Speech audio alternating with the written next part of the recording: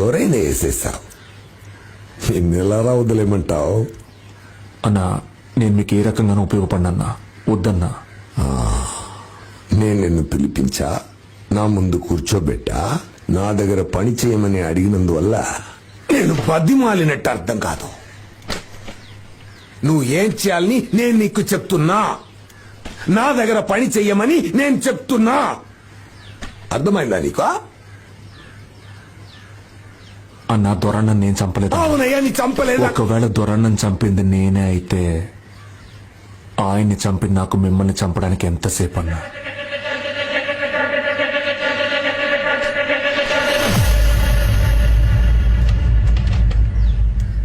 కానీ నేను చంపలేదు. నేను బయలుదేరతా.